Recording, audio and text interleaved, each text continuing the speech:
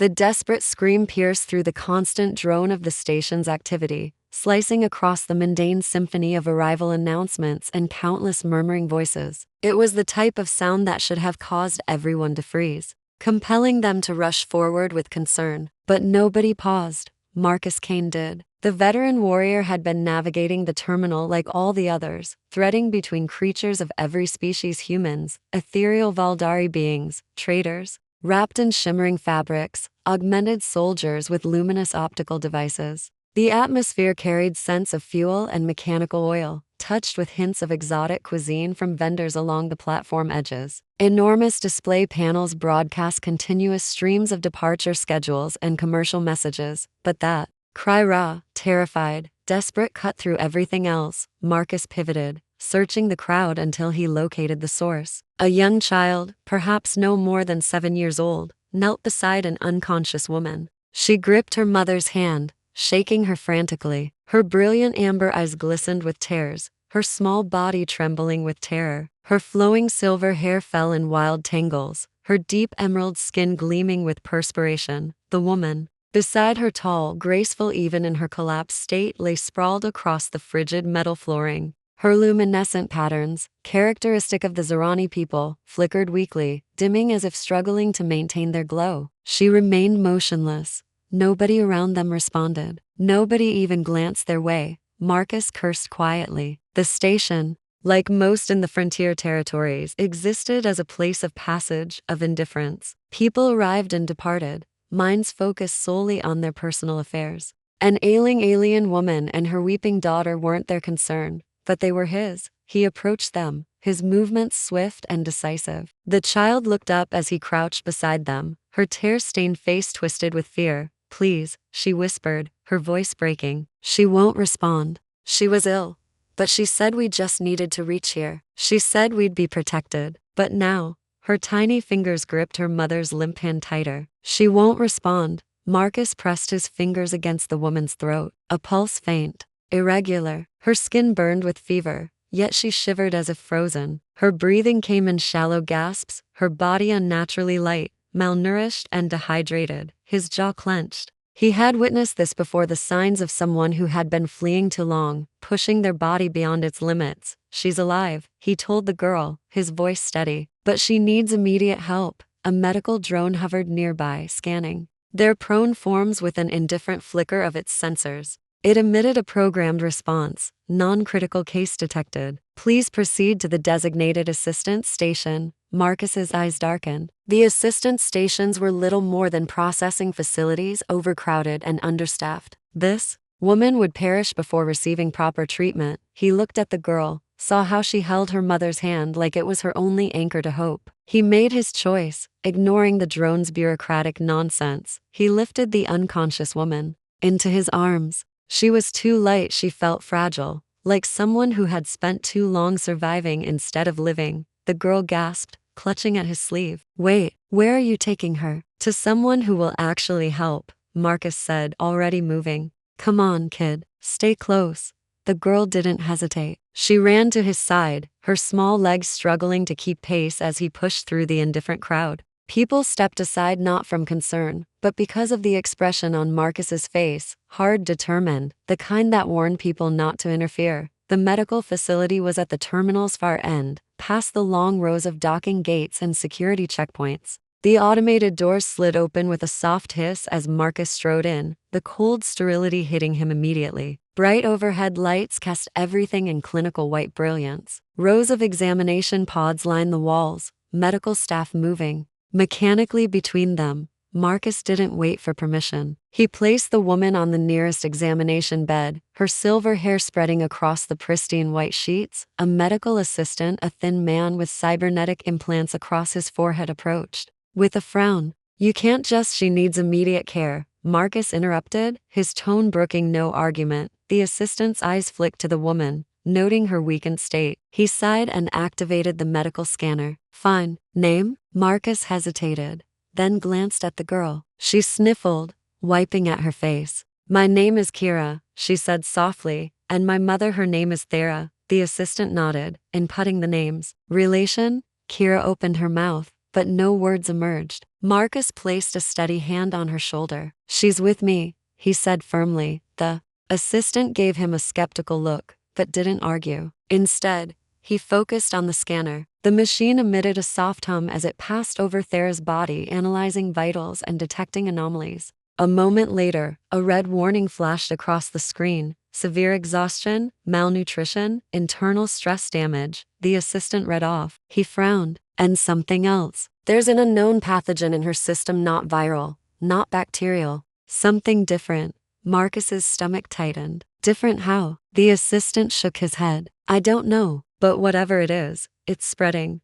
A soft sound drew Marcus's attention. Thera stirred, her fingers twitching, her breathing hitching slightly. Then, with visible effort, her amber eyes fluttered open. For a moment, she was disoriented, her gaze unfocused. Then her eyes found his. Something passed between them: confusion, weariness, and then something deeper. Recognition? No, that wasn't possible. He had never met her before. Yet the way she looked at him, like she was searching for something, like she had been waiting for something or someone. Her lips parted, barely a whisper escaping. "Marcus." His pulse hammered against his ribs. She knew his name. Before he could ask how, her body gave out, her eyes slipping closed once more. The machines beeped urgently as her vitals fluctuated. Marcus clenched his fists. Whatever this was, whatever she had gotten herself into, he was in it now. Marcus stood with his arms crossed, watching the medical scanner display pulse with lines of information.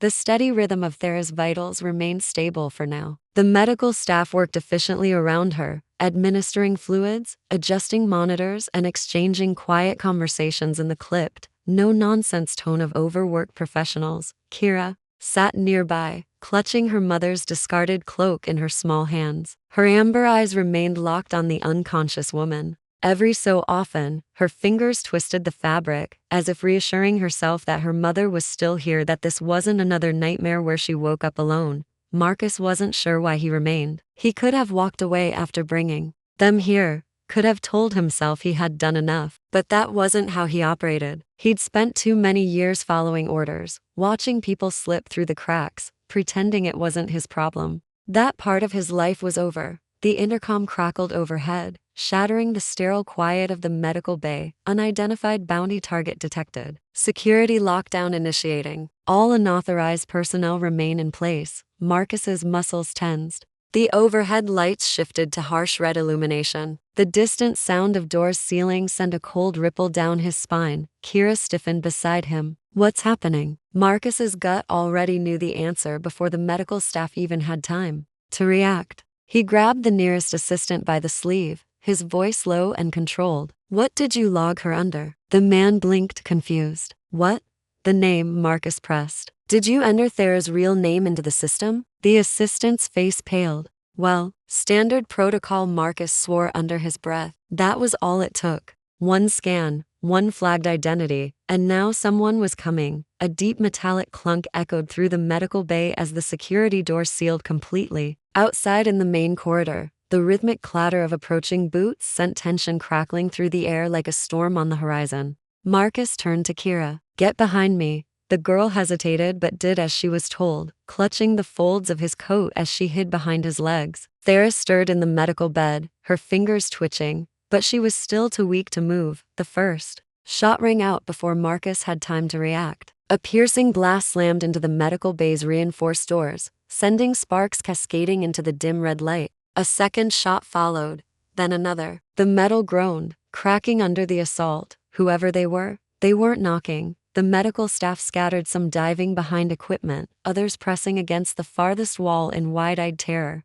The assistant Marcus had spoken to looked like he wanted to protest but quickly decided against it. Marcus reached for his sidearm, his fingers tightening around the grip as the doors gave their final screech of protest and collapsed inward. The bounty hunters stepped through the smoke, their sleek black armor gleaming under the emergency lights. No markings, no insignia professionals. Their weapons were drawn, their movements precise. The leader, a tall figure with a reflective visor, scanned the room before locking onto Thera's unconscious form. "Stand down," he ordered, his voice filtered through a voice modulator. Marcus didn't move. The hunter took a step forward. "She is a priority target. Hand her over, and no one else gets hurt." Marcus exhaled slowly. Yeah, that's not happening. The hunter barely had time to react before Marcus fired. His shot hit center mass, sending the man staggering back. The energy shielding on his armor absorbed most of the impact, but it was enough to throw him off balance. Then chaos erupted. The other hunters opened fire, their plasma rounds cutting through the air in sizzling streaks of blue and white.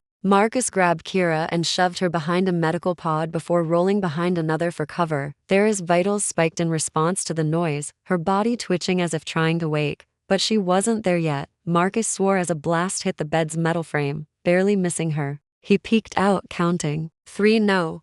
4 of them. Too many to take in a straight fight, not with Kira here and Thera out cold. The lead hunter recovered, stepping forward again. Last chance. Give us the target. Marcus responded with another shot, forcing them back. Then, behind him, he heard movement. He turned just in time to see Thera's eyes snap open. But they weren't the unfocused, fevered eyes of before. They glowed. Before Marcus could react, Thera raised her hand. Energy crackled between her fingers, a deep electric blue that pulsed with raw power. The nearest bounty hunter didn't have time to scream before he was flung backward with enough force to dent the metal wall behind him. Marcus didn't hesitate. He grabbed Kira and pulled her close as Thera pushed herself upright, her breathing ragged but her focus razor sharp. The glow along her skin pulsed, stronger now, no longer weak and flickering. The hunters hesitated. Thera narrowed her eyes. A pulse of raw energy erupted from her palms, blasting them backward in a shockwave that shattered nearby equipment and shorted out half the room's power. The lead hunter crashed into a console, his armor sparking. His visor flickered before going dark. Silence. Marcus exhaled, lowering his weapon. Thera swayed but remained upright, her eyes still glowing as she turned to face him fully. You, she whispered, her voice rough but filled with something unreadable. Marcus raised an eyebrow. You're welcome. Her gaze flickered to Kira, who still clung to Marcus's sleeve, then back to him. Just like before, there was something in her expression that made his pulse quicken, something unspoken, something that the emergency sirens flared to life. More were coming. Marcus sighed, rubbing a hand down his face. Great, now we're all wanted. Thera straightened, rolling her shoulders despite the exhaustion still clinging to her frame. Then we should go. Marcus smirked. Now you're talking. Without another word, he grabbed Kira's hand and led the way out. Thera moved beside him. Whatever they had just started, there was no turning back now. The stolen transport rattled as it sped through the colony's outskirts, its failing thrusters groaning. With every push Marcus gave them, he gritted his teeth, knuckles white on the controls as the battered vehicle bounced over the cracked terrain. The last remnants of the industrial district loomed in the distance, abandoned factories and rusting pipelines stretching into the night like skeletal remains of a forgotten era. Behind him, Thera and Kira huddled together in the back seat, their breathing still uneven from the chaos they'd barely escaped. Kira clung to her mother's arm, wide amber eyes locked on the rear window, as if expecting more pursuers to appear out of the darkness. Thera exhaled sharply. Are they following? Marcus flicked a switch on the dashboard, scanning for heat signatures. The screen sputtered with interference. Either the terrain was blocking their signal, or their enemies hadn't caught up yet. Either way, they weren't safe. Not yet. Not yet, he muttered. But they will be. Thera turned to Kira, brushing strands of silver hair from her face. We're all right, little one. We're all right.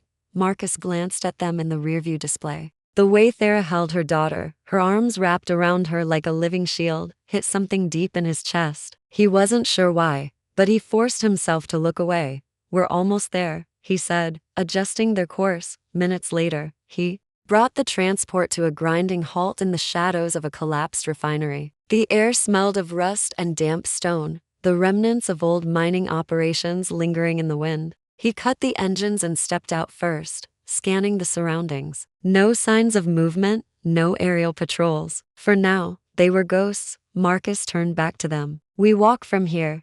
Thera nodded, though her movements were sluggish. She was still weak. The energy she'd used back at the medical bay had cost her, and he could see the strain in the tightness of her jaw. Kira, however, hesitated. Is this place safe? Marcus crouched to her level, his expression steady. Safer than out there? The girl studied him for a moment, then took his offered hand. Without another word, they moved quickly, weaving through the ruins until Marcus stopped at an old, half-buried hatch. With a firm yank, he pulled it open, revealing a dark tunnel leading beneath the remains of the refinery. Thera climbed down first, lifting Kira through the opening before following. Marcus dropped in after them, pulling the hatch shut above them. The air inside was stale, thick with dust and time. He switched on a dim light attached to his belt, illuminating a narrow corridor lined with rusted storage crates. Thera sighed, her shoulders sagging against the nearest wall. "This place, you've used it before?" Marcus smirked faintly. "Not the first time I needed to disappear." She gave him a look but didn't press further. Kira wandered a few steps ahead, eyeing the old machinery. "Is it really safe here?" Marcus nodded.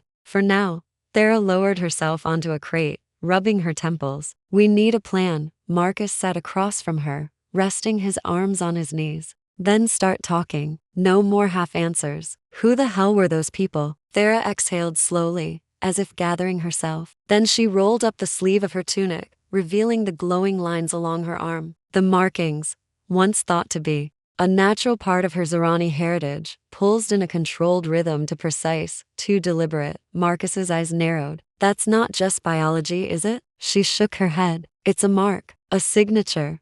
Marcus clenched his jaw. He had seen things like this before, deep black projects, human and alien alike, where people became assets instead of individuals. "They experimented on you." It wasn't a question. Thera looked away. "I wasn't the only one." Marcus leaned back against the wall, running a hand down his face. "And let me guess, you took something when you left?" Thera hesitated, then reached up, pressing a small node behind her ear. A faint shimmer pulsed over her skin. Marcus exhaled sharply. "Data implant?" "Everything they did. Names, locations, records, proof." He let that sink in. No wonder they wanted her dead. Kira, who had been silent, suddenly spoke. "Mama didn't want to leave without it." Thera looked down at her daughter, brushing her fingers lightly over her cheek. "I couldn't. Not after what they did." Marcus rubbed his temples. "All right, say we get you out of here." "Then what? You plan to expose them?" "If I can. And if you can't." Thera met his gaze, unflinching. "Then at least I make sure Kira never goes back." Marcus studied her for a long moment. He wasn't sure what he had expected, but the sheer determination in her voice sent something sharp through him. Kira shifted uncomfortably. "Are you going to leave us?" Marcus blinked, caught off guard by the question. He glanced at Thera, then back at the girl. He crouched down again, leveling his gaze with hers. "No, kid. I'm not leaving you." Kira stared at him for a moment, as if weighing his words. Then, to his surprise, she stepped forward and wrapped her arms around him. Marcus stiffened. He wasn't used to this contact. Warmth but slowly, he let himself breathe, resting a steady hand on her back. Thera watched, her expression unreadable. But when Marcus met her gaze, something in her eyes softened. A moment passed. Then Thera exhaled, leaning back against the wall. "You should get some rest," Marcus said. "Both of you." Thera nodded, pulling Kira close. Within moments, the girl was asleep. Marcus sat against the opposite wall, his gun within reach, his senses still alert. The quiet felt temporary, a fragile moment in a storm that hadn't yet broken. Thera's voice came softly. "Thank you, Marcus." He glanced at her. She wasn't looking at him, her eyes half lidded with exhaustion, but he heard the weight behind her words. He nodded. "Get some sleep." She did. And for the first time in a long time, Marcus Kane realized he wasn't just running. He was in this all the way. The bunker was quiet to quiet. Marcus sat near the entrance, his back against the cold steel wall, his fingers idly tapping against the grip of his sidearm. His body hummed with restless energy, his instincts refusing to let him relax. He had learned long ago that peace was just a pause between storms. Across the room, Thera sat on the floor with Kira curled against her side. The girl had finally succumbed to exhaustion, her small body rising and falling with each slow breath. Thera absent-mindedly ran her fingers through Kira's silver hair, smoothing down strands that didn't need fixing. A mother's instinct, something to do with her hands while her mind remained alert. Marcus exhaled, dragging a hand through his own hair. He should have been resting, but the tension coiling in his muscles wouldn't let him. Instead, he stared at the dim ceiling, counting the seconds between each flicker of the old emergency lights. "You don't sleep much, do you?" Thera's voice was soft but knowing. Marcus smirked faintly without looking at her. Old habit. She shifted, careful not to disturb Kira. Or maybe you just don't know how to stop moving. Marcus glanced at her then, raising an eyebrow. That your professional diagnosis? Thera tilted her head, her silver hair slipping over one shoulder. I don't need to be a doctor to see it. You carry yourself like a man who's always ready to run.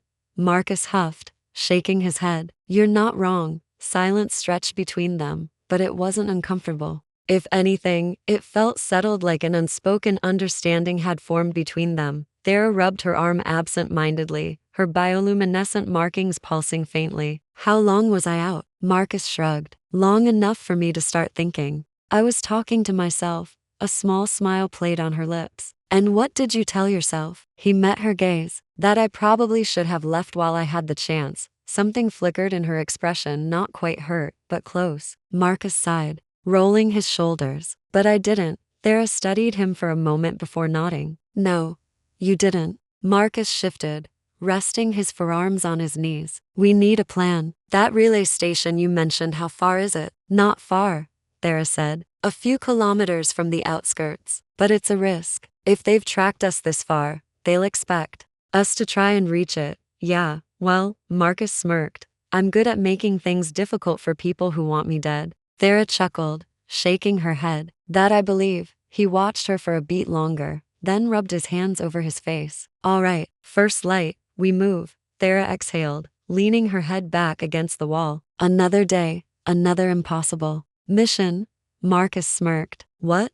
Getting shot at wasn't enough excitement for you? She turned her head toward him, her amber eyes catching the low light. Depends. Are you planning on catching me next time I collapse? Or was that a one-time favor? Marcus paused, his mind flashing back to the fight at the medical bay the moment he had caught her just before she hit the ground. Guess you'll have to find out, he said. Thera arched a brow, her smirk teasing. Careful, Kane. I might start to think you actually care. Marcus scoffed, but before he could fire back, Thera reached out and lightly traced her fingers over his forearm. It was brief, barely a touch, but it sent a sharp awareness through him. He went still, watching as she absent-mindedly traced a scar near his wrist. What's this from? She asked, her voice quieter now. Marcus glanced at the old wound. Took a knife to the arm a few years back. Guy didn't like the way I talked. Thera smirked. I can't imagine why. Marcus chuckled, shaking his head. Yeah, well, he didn't like the way I fought either. Thera didn't pull her hand away. Instead, her fingers moved slightly, brushing over his skin like she was memorizing the shape of him. You're tense, she murmured. Marcus swallowed, unsure if she was referring to his muscles or something deeper. Yeah, well, he muttered. Not exactly the best place for a massage. Thera smirked, but didn't push. Instead, she let her hand rest there for just a second longer before finally withdrawing. Try to sleep, she said, her voice softer now. Marcus exhaled, rolling his shoulders. You're bossy. Thera leaned her head back, her eyes slipping closed. Survival instinct. Marcus watched her for a moment before leaning his head against the wall. His body remained alert, his ears still tuned for danger, but Thera's warmth lingered against his skin. And for the first time in a long time, he thought maybe, just maybe, he didn't have to keep running. Marcus felt it before he heard it, a low vibration in the walls, a shift in the air. The kind of tension that sent a warning straight down his spine. Trouble was coming. He was already on his feet before the scanner on his wrist flashed red. Perimeter breach. Multiple hostiles moving fast. Thera stirred, pushing herself upright. She had been resting against a supply crate, Kira still curled against her side. But one look at Marcus's face and she knew. They found us. He grabbed his gear. Maybe less. Kira rubbed her eyes. Mama? Thera's voice was calm, steady. It's okay, little one. We just have to move now. Marcus slung his rifle over his shoulder and crossed the room in quick strides. The rusted console flickered as he pulled up the bunker security feed. Grainy images popped up, armored figures sweeping through the ruins above them. Their movements, too precise for common bounty hunters. No insignia, no hesitation. Execution teams. His jaw tightened. They're not taking prisoners. Thera barely reacted. They never do. The first explosion rocked the bunker. Dust and debris rained from the ceiling as alarms shrieked to life. The emergency lights flickered, casting the room in flashes of red, Marcus grabbed Thera's arm. "No time. We move now." She pulled Kira to her feet, shielding the girl as they ran. The bunker's corridors shook around them, metal groaning. Distant voices barked orders. Marcus led the way, his pulse steady despite the chaos. His mind ran through calculations routes, escape points, places to bottleneck pursuit. They reached the secondary exit, a narrow shaft leading into the mining tunnels below. Marcus ripped open the hatch, motioning for them to go. Thera climbed through first, lifting Kira ahead of her. Marcus followed last, pulling the hatch shut just as the pounding of boots echoed down the hall behind them. They didn't stop running. The tunnels were tight, rusted beams jutting from the walls, the air thick with damp earth and old metal. Marcus moved on instinct, leading them through the maze of abandoned passageways. Then he heard the distant whine of a drone scanner.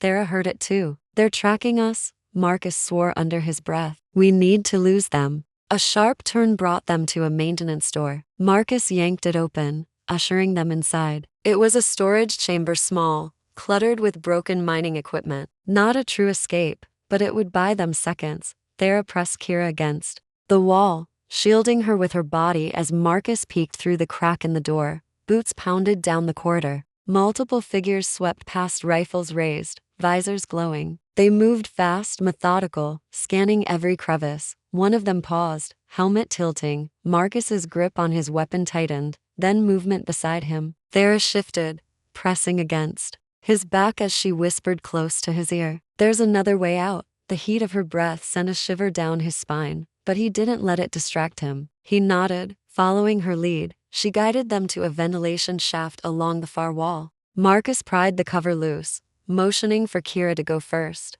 Thera followed, then Marcus climbed in after them, pulling the cover back just as the door to the storage room burst open behind them. Narrow escape. Again, the shaft was cramped, forcing them to crawl. The metal was cold beneath Marcus's palms, every sound amplified in the enclosed space. He moved carefully, staying close behind Thera as they maneuvered through the dark. Then she stopped suddenly, and Marcus nearly collided with her. He placed a hand on her back to steady her. "What is it?" She exhaled. "This leads outside." Marcus reached past her, prying open the grate at the end of the tunnel. A rush of night air filled the shaft. They had emerged at the edge of the industrial ruins, the bunker now a smoldering wreck behind them. Freedom. For now. Marcus climbed out first, scanning the area. No immediate threats. He turned, reaching for Thera's hand as she helped Kira out of the vent. Their fingers brushed warm, steady, lingering for just a second longer than necessary. Then Thera pulled away, adjusting Kira's cloak. "Where now?" Marcus motioned toward a derelict landing platform nearby. Resting there was an old transport shuttle, rusted but mostly intact. Thera arched a brow. "Does it fly?" Marcus smirked. "We're about to find out."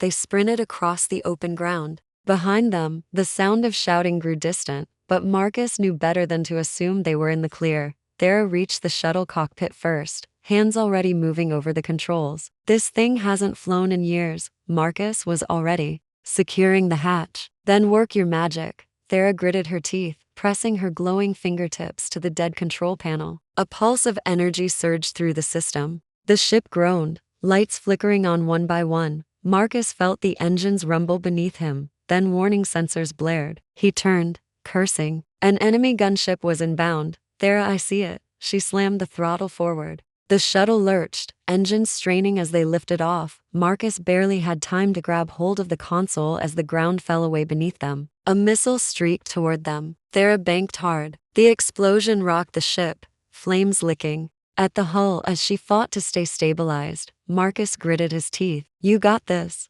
She shot him a look. "Shut up and shoot something." He didn't argue, grabbing the manual turret controls. He locked onto the gunship and fired. The blast hit dead center, sending their pursuers spiraling toward the ruins below. Seconds later, they broke atmosphere. Silence. The chaos faded, replaced by the steady hum of the ship's engines and the vast emptiness of space stretching before them. Marcus exhaled. "We made it." Thera slumped back in the pilot's seat, hands trembling slightly. Kira, still gripping her mother's arm, looked up at Marcus with wide eyes. "Are we safe now?" Marcus glanced at Thera. She met his gaze, something unreadable in her expression. "For now," he said. Thera turned back to the controls. "Then let's not." Waste it. Marcus settled into the co-pilot's seat, watching as they disappeared into the star field. The fight wasn't over, but for the first time, they had a real chance. The endless stretch of space lay before them, a vast expanse of stars flickering like distant ghosts. For the first time in what felt like forever, no alarms blared, no explosions shook the walls, no footsteps of armed pursuers echoed behind them. They had escaped. Marcus sat in the co-pilot's seat, one hand resting loosely on the control panel as he watched the navigation display. The ship wasn't in great shape. The hull was scorched from the missile's near miss, and half the screens were flashing error warnings, but it held together. That was enough. Behind him, Thera sat on the floor of the cramped cabin, cradling Kira, who had finally fallen into a deep sleep. The girl had fought it for as long as she could, her small hands clinging to her mother's sleeve as if afraid she'd wake up and find this was all just another bad dream. Thera gently stroked her daughter's silver hair, her bioluminescent markings glowing faintly in the dim light. The exhaustion was plain in her posture, in the way her shoulders slumped, in the deep breath she took as she closed her eyes for a moment. Marcus glanced at her. "You should get some rest." Thera huffed a quiet laugh. "You keep saying that, but I don't see you sleeping either." He smirked, leaning back in his seat. "Difference is, I'm used to it." She looked at him then, studying him in that way she did sometimes, like she could see past his words, past the half smirks and deflections, straight to the man beneath. "You don't have to keep running," she said softly. Marcus stilled. She wasn't talking about the ship. He exhaled, dragging a hand through his hair. "I've been running so long, I don't know what stopping looks like." Thera tilted her head. "Then maybe it's time to figure it out." The space between them felt different, now charged. Unspoken things hovered between them, waiting. Marcus shifted, suddenly restless. "What's the plan then? Just keep drifting?" Thera sighed, rubbing her arm absently. "There's an outpost 2 systems away. If I can get a signal out, I might be able to reach someone. And if there's no one left listening?" She hesitated. "Then we keep moving." Marcus scoffed, shaking his head. "That's not a plan. That's just postponing the inevitable." Thera met his gaze. "You got a better idea?" He didn't. For the longest time, Marcus had lived by one rule: don't get attached. Attachments got people killed. But now, sitting in the cockpit of a half-broken ship with a woman and her daughter who had somehow slipped past every wall he'd built, that rule felt flimsy. He let out a slow breath, his fingers drumming against his knee. "You really think there's somewhere safe for you out there?" Thera gave a tired smile. "I have to." Something in her voice made his chest tighten. Kira stirred, then, mumbling in her sleep. Thera instinctively pulled her closer, pressing a light kiss to her temple. The sight of it did something strange to Marcus, something he didn't want to name. Before he could stop himself, he said, "I meant what I told her." Thera looked up. "What?" Marcus held her gaze. "I'm not leaving." A flicker of something unreadable crossed her expression. Then slowly, she pushed herself to her feet and stepped toward him. Marcus didn't move as she came closer, close enough that he could see the faint shimmer of exhaustion beneath her amber eyes, the tension still coiled in her frame, the lingering marks of every battle they had barely survived. She reached out, her fingers grazing his forearm, a small touch, deliberate, grounding. "You don't owe us anything," she murmured. His hand turned, catching hers before she could pull away. "Maybe I do." Thera inhaled softly, and for a moment, neither of them moved. The ship hummed around them, the only sound in the quiet space between them. Then Thera's fingers curled slightly against his. "A choice, a promise." Marcus squeezed her hand once before releasing it. "Get some rest," he said again, quieter this time. Thera studied him for another second before nodding. "You too." She turned, heading back toward Kira, settling beside her once more. Marcus watched them for a moment, then leaned back in his chair, staring out at the endless stretch of stars. For the first time in years, he wasn't running toward another fight. For the first time, he wasn't running at all. The outpost was nothing more than a lonely cluster of buildings orbiting a dying red star, a forgotten place filled with traitors who had nowhere else to go and fugitives hoping no one would come looking. It was the kind of station Marcus had spent years passing through without a second thought. But this time it wasn't just another stop. This time, it meant something. Marcus guided the battered ship into a docking bay, the metal hull groaning in protest as it settled onto the platform. The engines hissed as they powered down, leaving only the distant hum of the station's life support systems. In the co-pilot seat, Thera exhaled slowly. He could see the tension in her shoulders, the way her fingers gripped the armrest as if bracing for another fight. He reached out, brushing his knuckles lightly against hers. "We made it." She turned to him, her amber eyes searching his. "For now," Marcus smirked. "You got to stop saying that. We keep making it." Thera let out a small breath of laughter, shaking her head. "I'm just waiting for the universe to remind me that nothing lasts." His smirk faded. He understood that feeling all too well, but for once, he wasn't going to let it win. "Come on," he said, standing. "Let's get this done." The outpost interior was dimly lit, the walls lined with flickering neon signs and languages Marcus only half understood. The air smelled of engine fuel and recycled oxygen. They kept to the shadows, moving carefully through the winding corridors until they reached the relay terminal. It was an old communications hub barely operational, but it would do. Thera hesitated, fingers hovering over the control panel. "If this works, they'll know where we are." Marcus crossed his arms. "That's the point, isn't it?" She swallowed. "If they don't answer, then we find another way," he said firmly. "But we're not running blind anymore." Thera met his gaze, and whatever she saw there must have reassured her. She nodded and activated the terminal. The screen flickered, static buzzing through the old speakers. She typed in a sequence of encrypted commands, sending a pulse through one of the few secure channels left. Then they waited. Seconds dragged into minutes. Kira tugged at Thera's sleeve. "Mama?" Thera forced a small smile, smoothing Kira's hair. "It's okay, sweetheart." Marcus stayed quiet, his hand resting on his holster. Out of habit, his instincts told him this could go either way. Then the screen changed. A single reply flashed across the display. "Signal received. Stand by." Thera let out a shaky breath, gripping the edge of the console. Marcus stepped closer. They answered. She turned to him, her expression unreadable. "It's not over."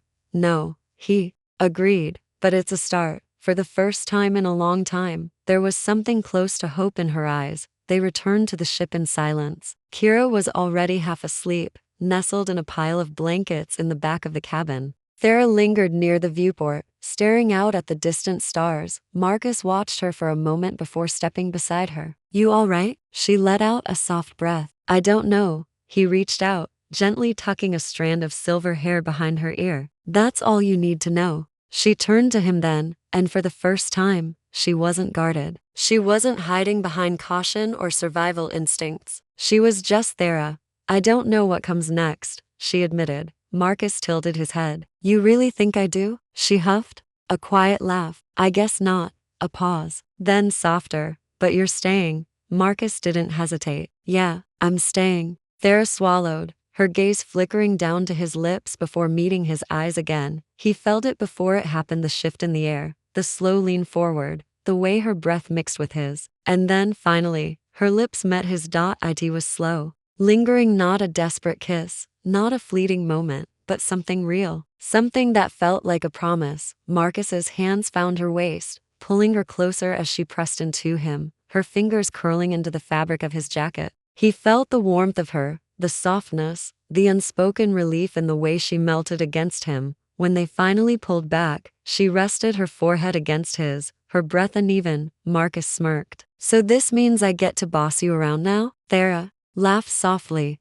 shaking her head. "Not a chance," he chuckled, pressing one more quick kiss to the corner of her lips before pulling her into his arms. She didn't resist, she just let herself sink into the embrace, her head resting against his shoulder. For once, there was no urgency, no need to run, just them together. And for the first time in years, Marcus Kane felt like he'd finally found where he belonged.